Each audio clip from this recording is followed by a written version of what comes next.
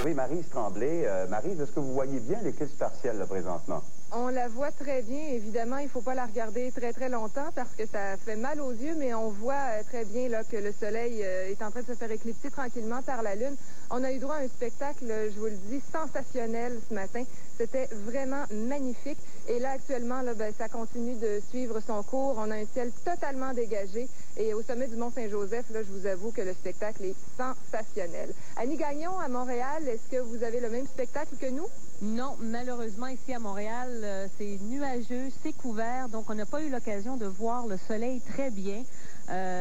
Oui, malheureusement pour les spectateurs ici, il y a environ une cinquantaine de personnes qui sont ici en ce moment de la Société d'astronomie du Planétarium ici à Montréal. Et j'ai avec moi Roger Gagnon, qui est un animateur, c'est ça? Au Planétarium de Montréal. Monsieur Gagnon, combien de temps est-ce qu'on devrait voir, puisque c'est une éclipse partielle ici à Montréal, combien de temps est-ce qu'on devrait la voir si c'était pas nuageux, évidemment? Ici à Montréal, c'est jusqu'à 6h30. Alors la Lune va quitter le Soleil vers 6h30. Et là, elle est en train de sortir. Et là, elle est en train de descendre en dessous du Soleil. Elle est en train d'éclairer l'Atlantique. L'éclipse est dans l'Atlantique actuellement. Alors donc, l'Atlantique est par là-bas, la Lune est en bas et elle fait son ombre dans l'Atlantique. Et, ici à Montréal, qu'est-ce que vous avez vu dans votre télescope? Le Soleil avec la Lune en dessous, il ressemblait à un croissant de Lune très épais. La Lune est en train de descendre en dessous. Et c'est lorsqu'il était à l'horizon, parce que là, il est monté sur les nuages qui sont au-dessus. Mais on ne l'a pas vu très bien. Il y avait un voile de cirrus qui sont des nuages minces. Alors, on se demandait si c'était vraiment le soleil qu'on voyait ou bien si c'était les nuages colorés. Mais c'était vraiment le soleil. J'ai vu la forme, mais très rapidement quand il a été entre deux nuages. Là, il avait... Oh, il sent... Alors là, est-ce que c'est le soleil ou bien si c'est un lampadaire? C'est le soleil. Alors, on va leur pointer. C'est le soleil. Alors, vous voyez là, c'est le télescope de M. Gagnon que vous avez vu. Là, le soleil, on le voit ici. Regardez l'image, je fais le foyer. Oui. C'est le soleil, ça. Alors là, ben, il est derrière les certains nuages. Ah, il y a un poteau. Il y a un poteau, il est derrière un poteau. Alors, on voit le poteau là-bas, là. Alors vous, M. Gagnon, vous avez... Oui, bon. Ça c'est pas ce qu'on voit dans son télescope. Ça, c'est une image en direct d'Angleterre, celle-ci, celle qu'on voit à l'écran en ce moment. Alors, M. Gagnon est occupé ici. Il est derrière le poteau, mais c'est le soleil qui est là. Alors, je fais le foyer, mais là, je fais le foyer sur le poteau plus que sur d'autres choses. Alors, il resterait un coin de lune en dessous du soleil de ce côté-là. Puis, je me suis juste mal placé pour l'avoir dans le trou avec le poteau. Non, mais je vous remercie beaucoup, M. Gagnon. Alors, voilà. Bonne chance, M. Gagnon. Au revoir. Alors, il reste encore quelques minutes donc pour apercevoir l'éclipse, surtout en Gaspésie, une éclipse partielle. Et pendant ce temps-là, en Angleterre, comme on l'a vu dans les images là, qu'on pourrait revoir, si possible, voilà, l'éclipse qui tire à sa fin déjà en Angleterre. Ces images ont été prises sont en direct à Londres, en Angleterre. Et dans le sud de l'Angleterre, surtout, il y a des centaines de milliers de personnes qui se sont donné rendez-vous sur le bord de la Tamise pour regarder ce spectacle. On pensait qu'il allait y avoir des nuages au début, mais là tout indique que c'est clair. Et l'éclipse qui s'en va tranquillement vers l'ouest, c'est-à-dire vers la France, la Belgique, et elle va se terminer en Inde ce matin, dans les prochaines heures. Dans les prochaines minutes aussi, oui. Maintenant, à Québec, conférence des premiers ministres, c'est rare que ça arrive, mais tout le monde s'entend. Tout le monde s'entend, c'est l'harmonie. On se demandait s'il allait y avoir un consensus hier sur la question de la baisse d'impôts et la baisse de taxes. Donc, entre la baisse d'impôts du fédéral et la hausse des transferts vers les provinces, on a choisi de couper la poire en deux. En fait, on a choisi de demander à Ottawa la poire au complet, c'est-à-dire une réduction d'impôts et un rétablissement du financement des programmes sociaux, ce qui a été coupé. Donc, les premiers ministres n'ont pas chiffré leur demande, mais ils veulent une baisse importante d'impôts. Alors, quand même, les 10 s'entendent comme larron en foire, si vous me permettez l'expression. Et tout ça sous la présidence de Lucien Bouchard, ce qui a fait dire au premier ministre de Terre-Neuve, Brian Tobin, que Lucien Bouchard était le capitaine Canada. Alors, Lucien Bouchard la trouve bien drôle. Il dit que Brian Tobin a un grand sens de l'humour.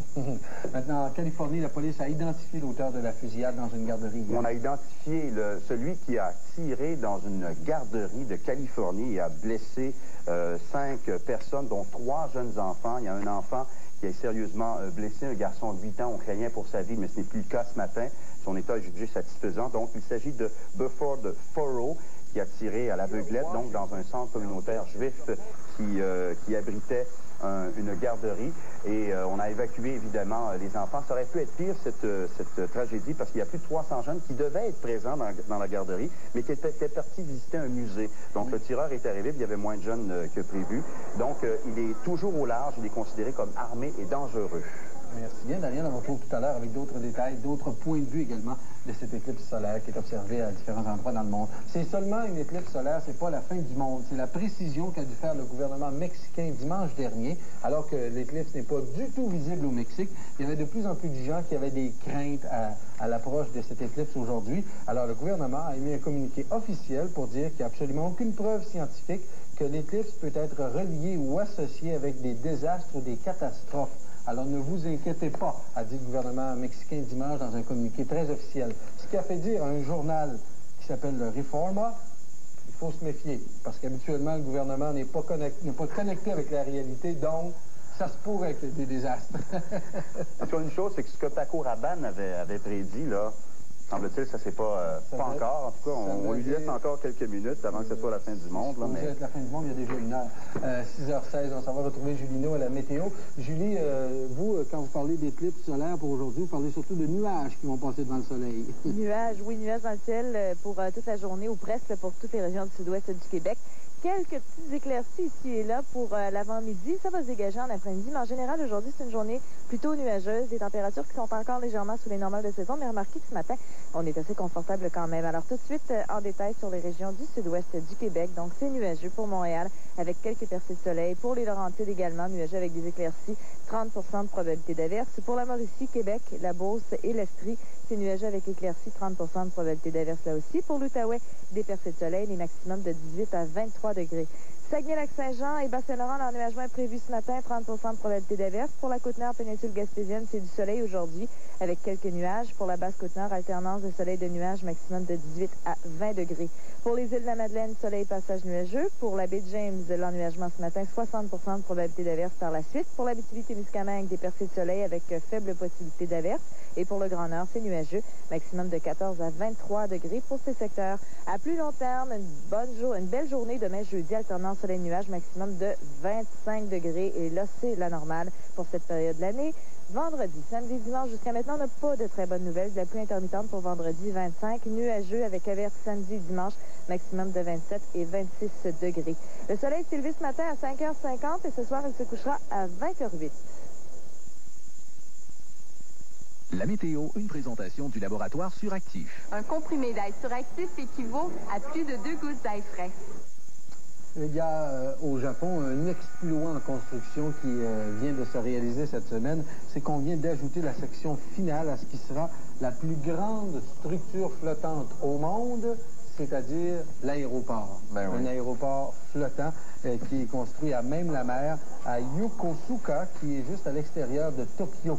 Alors, c'est un exploit qu'on a réalisé depuis avril 98, que les travaux sont en cours, et ça va commencer à recevoir des avions commerciaux en juin de l'an 2000, en juin prochain. Et c'est en raison de la congestion urbaine que maintenant, au Japon, on construit il paraît qu'il faut parler au pluriel, des aéroports flottants. C'est le premier de peut-être une série de quelques aéroports flottants au Japon. Imaginez atterrir et décoller, là. Faut pas que tu manques ton coup. la marche doit être haute, ça. Tu n'auras pas ton cours de pilotage, là. Non, c'est pas recommandé.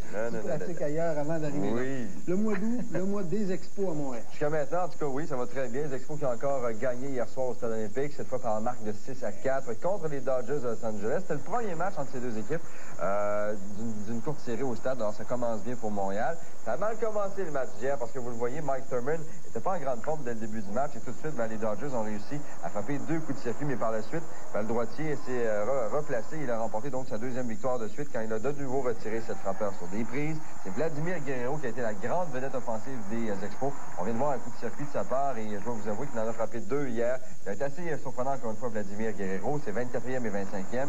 On vient de voir celui de Shane Andrews. Donc belle victoire de 6-4 des Expos. Quelle situation voulez-vous nous relater maintenant au baseball? Vous allez voir M. Bernie Williams qui a fait rire ses coéquipiers ici. Il pensait que c'était une 4e balle, s'en va vers le premier but pour aller chercher son but sur balle. Et là, l'arbitre lui dit non, mon vieux, garde, attends un petit peu, on va t'apprendre à compter un petit peu. 3 balles, 2 prises. Freeze. Il reste encore un lancé. Ça a gêné un petit peu ses coéquipiers sur le banc, mais il s'est bien repris. Il a frappé un grand chelem, Benoît. Ça, c'était lundi soir. Il y a 5 grands chelems qui ont été frappés cette journée-là. C'était un record du baseball majeur, un record vieux de 129 ans. Il n'y aura pas de remplaçant pour Patrick Carpentier le temps de son congé maladie. Bien, c'est ça, on avait hâte de voir un peu de quelle façon l'équipe Players Foresight allait réagir parce qu'il va y avoir une voiture de libre pour le week-end qui s'en vient à Mid-Ohio et finalement, on a décidé de ne pas remplacer. On pensait que peut-être Alexandre Tagliani aurait pu aller faire un tour pour une course en série kart, pourquoi pas, parce qu'on parle de lui pour remplacer Greg Moore l'an prochain. Alors, on s'était dit peut-être que Tagliani allait avoir une belle chance de faire ses preuves, mais non, finalement, on a décidé de ne pas remplacer Patrick Carpentier qui, lui, va suivre toute la semaine des traitements en physiothérapie. Si Michael Schumacher revient cette saison, il devra jouer les seconds violons. Et c'est ce qu'a dit le boss de Ferrari hier, M. Dimontezemolo, qui a mentionné que si Michael Schumacher revient cette année, c'est bel et bien dans un rôle de protecteur d'Eddie Irvine, si vous voulez, parce que Irvine va bien, il est au sommet du championnat des pilotes présentement. Et quand on sait que le budget d'exploitation de Ferrari, Benoît, est de 350 millions de dollars, et qu'on donne 50 millions de dollars à M. Schumacher pour ses talents de pilote. Alors, je me dis que quand le patron dit, écoute, mon vieux, tu sais ce que tu vas faire. Quand on reçoit 50 millions, on dit, oui, boss, il n'y a pas de problème. Je vais jouer le rôle de second violon. Je vais vous dire que c'est pas ce que vous recevez? Ben non, pas du tout. Ah, OK. C'est pas ça que vous voulez dire. Non. Embarquez pas sur ce terrain-là, Benoît. 19 au 12 septembre prochain, Benoît, vous savez que c'est l'Omnium canadien qui sera joué ici en Ontario. Et c'est finalement, hier, il y avait une qualification pour quelques joueurs québécois pour savoir s'ils pouvaient, eux, participer, gagner la chance de participer à l'Omnium canadien. Mais finalement, c'est plutôt un Américain, Ray Freeman, qui a mérité un laissez-passer pour Glen Abbey. Alors, il y aura un autre tournoi de qualification au cours des prochaines semaines et on va peut-être voir d'autres joueurs québécois qui pourraient tenter leur chance et peut-être participer à l'Omnium canadien. Les dernières nouvelles des Jeux du Québec? On va vous donner tout de suite le résultat des médailles. Vous voyez que c'est toujours Québec-Chaudière-Appalaches qui mène après le premier bloc de compétition parce que hier, le premier bloc s'est terminé et débutait le deuxième. Alors, on a donc, à partir d'aujourd'hui, d'autres disciplines qui commencent à Alma. Ce bulletin de sport, une présentation de Décontractant. Avec Décontractant, on se calme. Merci pour les nouvelles du sport, Benoît. Tantôt. On va regarder quelques messages publicitaires. Il y aura la revue de presse de Richard Latendresse, en fait les premières pages qui nous présentent à cette heure-ci, et d'autres détails sur l'éclipse solaire de ce matin. 6h26, laissez-moi vous dire qu'en direct, on a traversé le Québec en pas grand temps. La première image venait du mont Saint-Joseph à Carleton, en Gaspésie, et l'autre du centre-ville de Montréal. Quelques endroits où on a pu observer partiellement l'éclipse partielle en raison du soleil. Quoique en Gaspésie, c'était beaucoup plus visible. On aura d'autres détails tout à l'heure. Maintenant, on sait que c'est la période des Jeux du Québec qui se tiennent cette semaine à Alma. On en parle très régulièrement à l'émission et sur l'antenne à TVA. Il y a un couple qui a décidé de faire son voyage de noces aux Jeux du Québec à Alma pour une raison bien particulière. L'homme et la femme se sont rencontrés dans le cadre de compétitions, comme les Jeux du Québec. Voici le reportage qu'a préparé Jean Hull. La dernière fois qu'Éric et Michel ont marché ensemble dans une allée, c'était à l'église. Aujourd'hui, c'est pour se rendre à la mission de Laval. Il y a 2 ans et demi, aux Jeux du Québec à Québec, lui accompagnait l'équipe de handball. Elle était l'entraîneur de cette équipe. Ils sont ensemble depuis ce temps. Pour ces deux sportifs, il était naturel de faire leur voyage de noces à ces Jeux de l'hospitalité. Nous, on tenait beaucoup à venir à Alma, OK? C'est des Jeux du Québec pour les missionnaires et les accompagnateurs qui étaient attendus. On aime les jeunes, puis, bon, nos amis, c'est sûr que nos amis font partie des Jeux du Québec. On voulait partager ça avec eux autres, là. Il aura fallu la flamme des Jeux pour allumer l'amour entre le couple. Ils s'étaient connus il y a 8 ans. À l'époque, rien ne semblait rapprocher la costaude joueuse de handball au malinque joueur de hockey. Michel avait une brosse avant, une brosse blonde. OK, il avait 30 livres de plus, c'était un vrai gars manqué. Une fille plus musclée qu'un gars, j'ai un petit peu de la difficulté, là. Quand je le connaissais à l'école, là, c'était comme...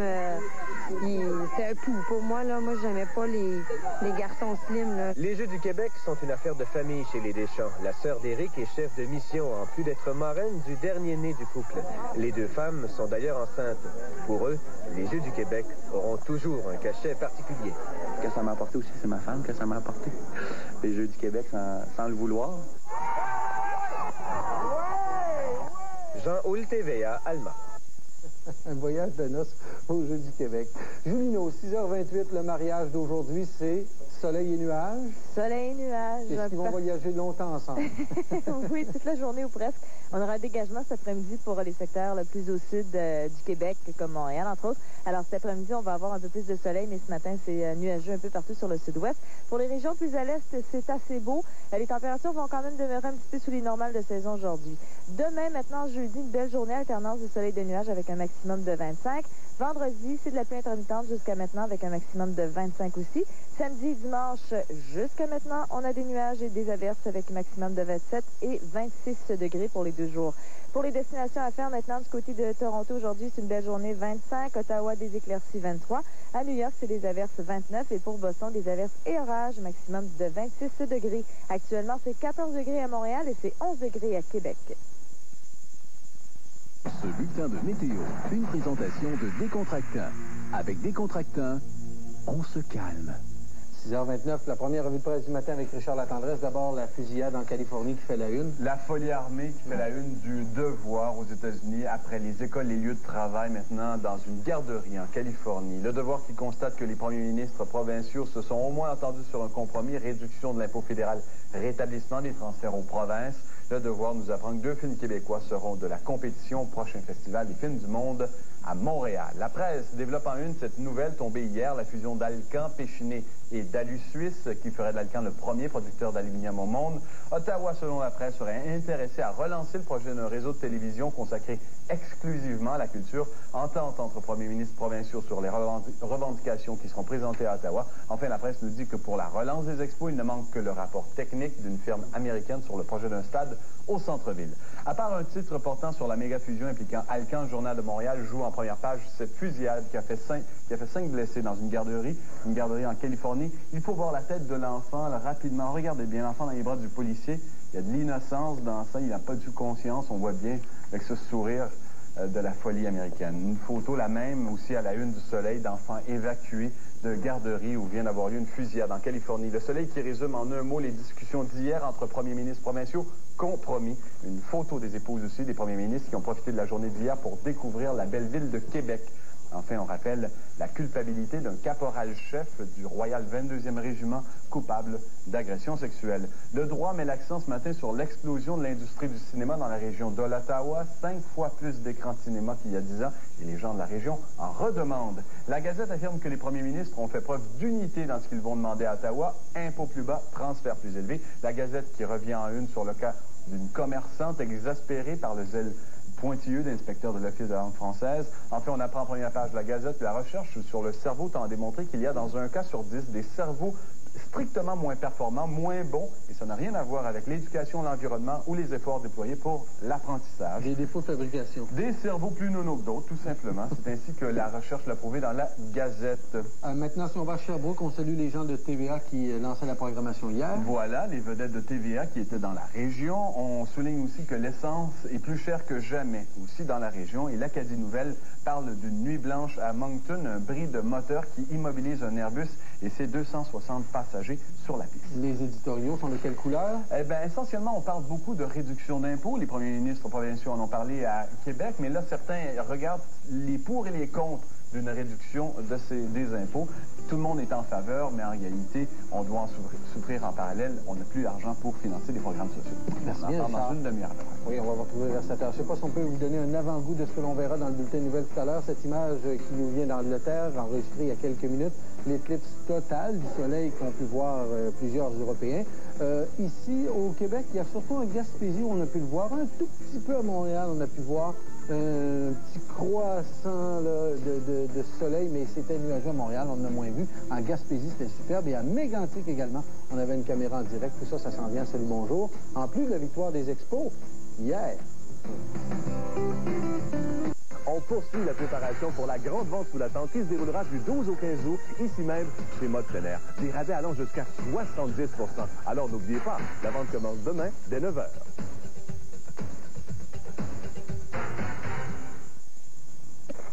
Mon amour. De terre jusqu'à l'Inde qui vont pouvoir admirer cette éclipse au cours des prochaines minutes. Mais là, l'éclipse tire à sa fin. Là, présentement, je pense que ce sont des images qui nous viennent en direct. Non, ça, c'est l'Angleterre aussi, mais nous aurons des images Voilà une image qui nous vient de l'Angleterre ou de Carleton, dont des images de... Ça, c'est de l'Angleterre aussi. Bon, au Québec maintenant. Voilà. Ah, ça, ce sont des images de Carleton. L'éclipse partielle tire à sa fin. On ne le voit pas beaucoup sur cette image présentement, mais on pouvait voir un magnifique croissant de soleil ce matin. Des images qui nous parviennent en direct du mont Saint-Joseph à Carleton, en Gaspésie.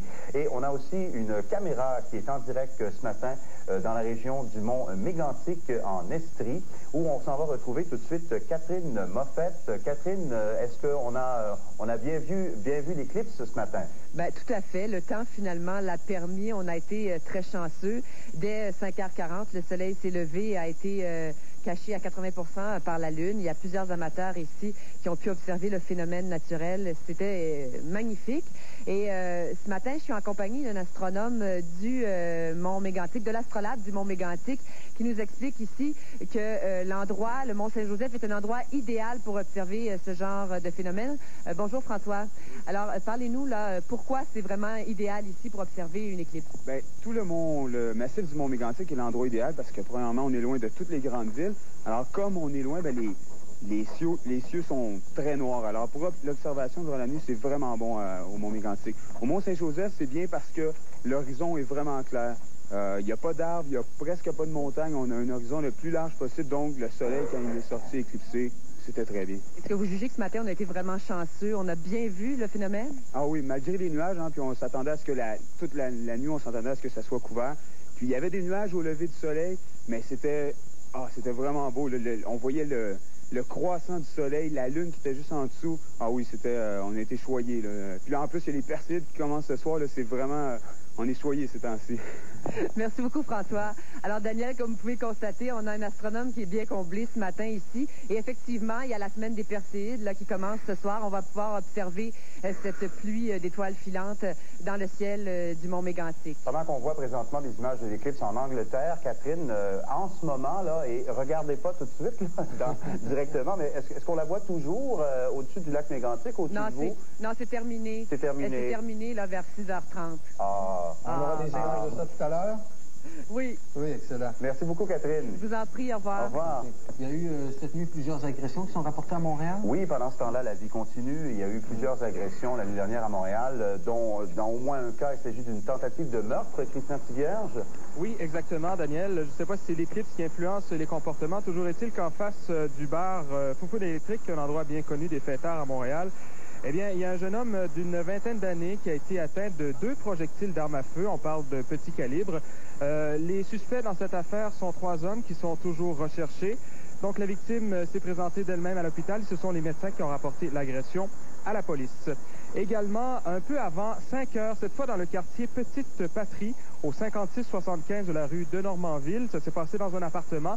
C'est une chicane de famille qui a mal tourné. Une femme dans la trentaine qui a poignardé avec un couteau à steak, donc un homme âgé de 25 ans. On ignore pour l'instant les causes de cette agression, ainsi que le lien entre ces 2 personnes. Toujours est-il que l'homme a été transporté à l'hôpital et comme on le voit, disons que les ambulanciers ont préféré attendre que la victime soit rendue à l'hôpital avant de procéder à l'extraction de l'arme du crime. Merci beaucoup, Christian. Au revoir. Bonne journée. Et maintenant, à Québec, il y a une enquête sur des pompiers qui ont des pratiques douteuses.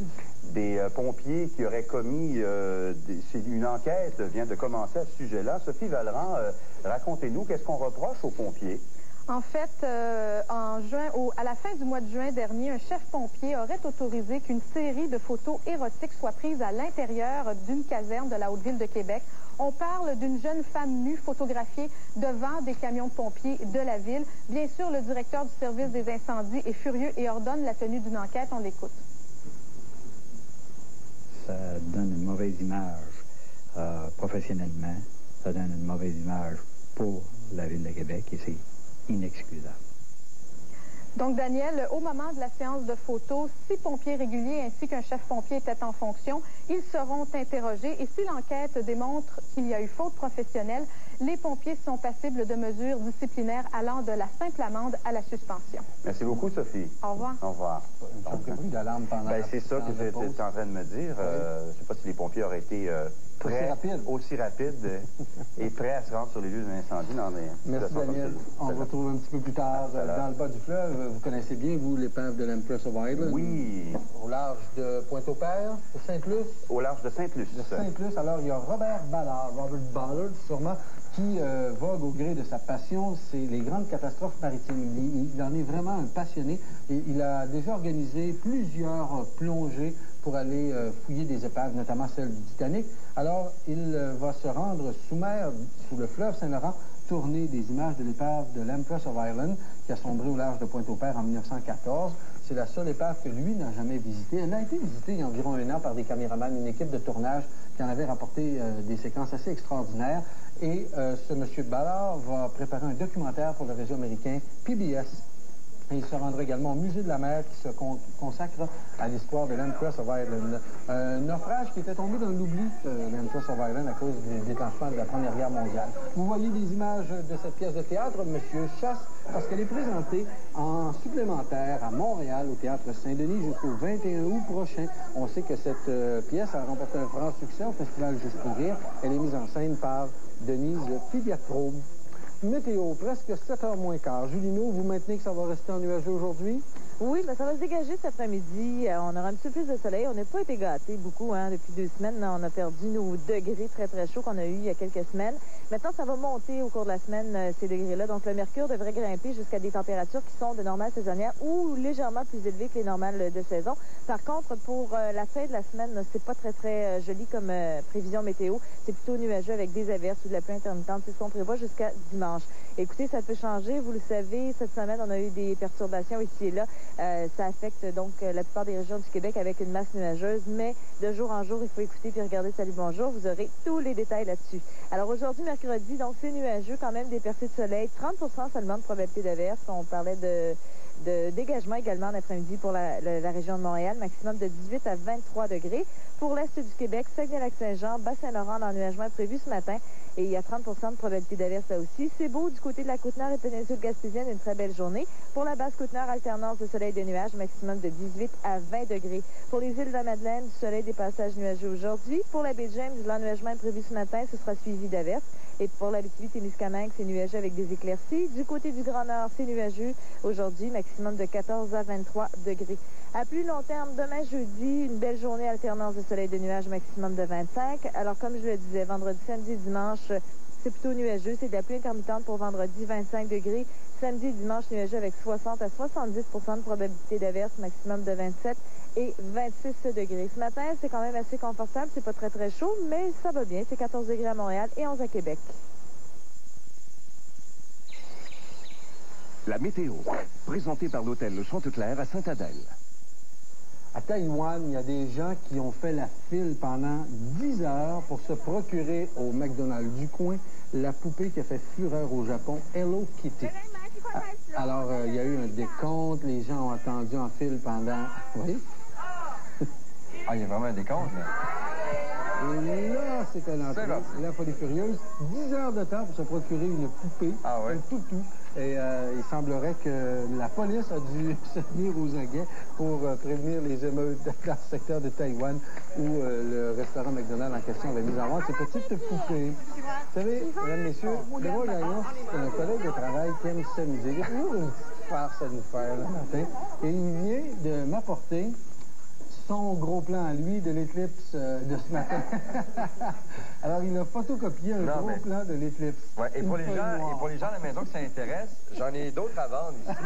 Alors, si jamais, ce matin, vous avez le goût d'avoir votre photocopie de l'éclipse de ce matin, vous appelez ici au bureau et ça va nous faire plaisir de vous faire parvenir ça à la maison. Vu à quel endroit? Celle-là, c'est au Mont-Mégantic, celle-là ici. Et ça, c'est en Angleterre. Ça vient tout juste d'arriver. C'est encore chaud, vous sentez? Quand même. Mégantic, c'était moins visible que ça.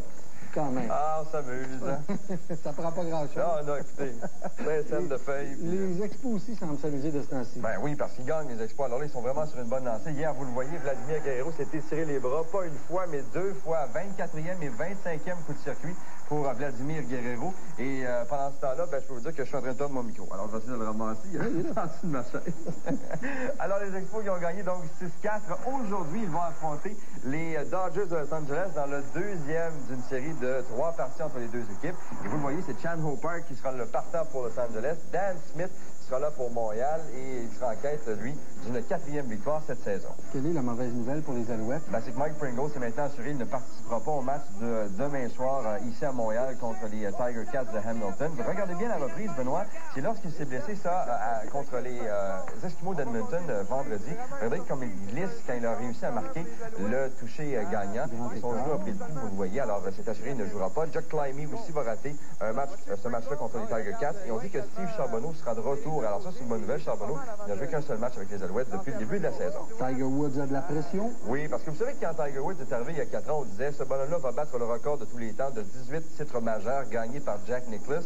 4 ans plus tard et 10 tournois du Grand Chelem plus tard, Tiger Woods n'a gagné qu'un seul tournoi majeur. On parle du tournoi des maîtres qu'il a gagné de belle façon il y a maintenant 2 ans. Mais il a gagné quelques autres tournois, mais pas des tournois majeurs. Alors on s'attend à ce qu'il puisse bien performer en fin de semaine à Medina en Illinois, où se déroule le championnat de la PGA. Il est un des favoris. Il faut dire que Tiger Woods, c'est un des golfeurs les plus constants. Il a gagné 3 tournois depuis le mois de mai et il a terminé parmi les 3 premiers 6 fois donc cette saison.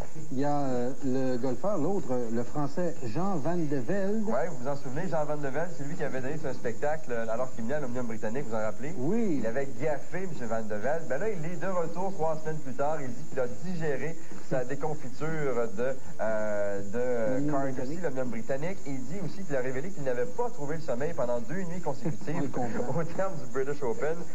De totalité, on a pu voir merveilleusement bien la couronne solaire, les protubérances de couleur rouge tout autour de ce disque d'un noir d'encre. Et pendant 2 minutes 20, on s'est pris un peu à penser que nous étions dans une fin de millénaire et peut-être dans une sorte de fin du monde. C'est extraordinaire. Et on dit, Paul, que lorsque le jour cède sa place à la nuit, il y a une ombre qui se crée et qui voyage très, très rapidement et que c'est très émouvant.